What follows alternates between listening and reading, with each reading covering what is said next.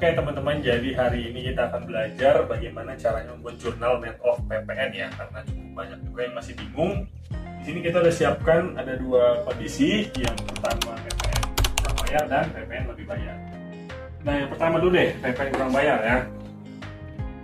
Jadi misalnya di sini ada PPN keluaran atau pajak keluaran sih sebenarnya nyebutnya, tapi ini biar simpel aja ya, kita buat PPN keluaran 50 juta dan dia ada PPN masukan yang bisa dikreditkan sebesar 40 juta. Berarti kan lebih besar PPN keluarannya nih ya, ada gap 10 juta. Nah, gap 10 juta ini karena lebih besar PPN keluaran, maka kita catatin dia sebagai hutang PPN di kredit ya, karena hutang bertambah, ingat ya, di kredit. Nah, bagaimana kalau dia lebih bayar? Ini ada contohnya, misalnya PPN keluarannya 50 juta, tapi PPN masukannya 60 juta. Berarti kan lebih besar si PPN masukan ya. Ada gap lagi nih 10 juta, tapi yang lebih besar PPN masukan. Maka selisih 10 jutanya kita jurnal sebagai PPN lebih bayar di debit.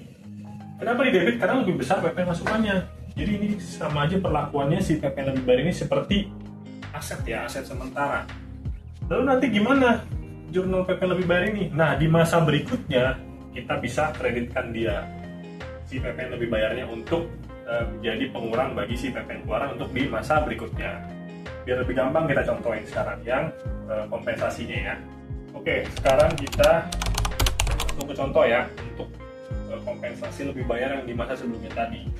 Nah, di sini misalnya ada PPN keluaran atau yang biasa disingkat dengan PK 40 juta, lalu ada pajak masukannya atau PM 20 juta.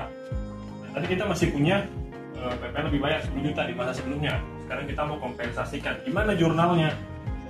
Jadi PPN keluaran seperti biasa 40 juta di debit, lalu PPN masukannya 20 juta di kredit. Nah ini kan sebenarnya kalau secara ini aja bisa juga sebenarnya kan, kalau kita nggak mau kreditin yang si PPN lebih bayar tadi. Jadi langsung aja berarti pajak keluaran 40 juta, pajak masukan 20 juta, berarti hutang PPN-nya 20 juta. Nah tapi karena kita masih punya lebih bayar di masa sebelumnya tadi sebesar 10 juta, kita mau kreditkan, kita bikin di sini di kredit PPN lebih bayar 10 juta.